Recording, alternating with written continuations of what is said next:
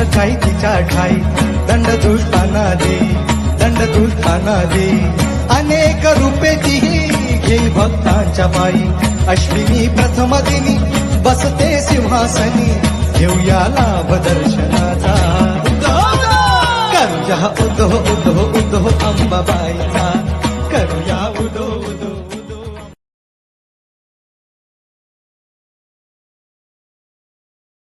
साऱ्या जनतेची आई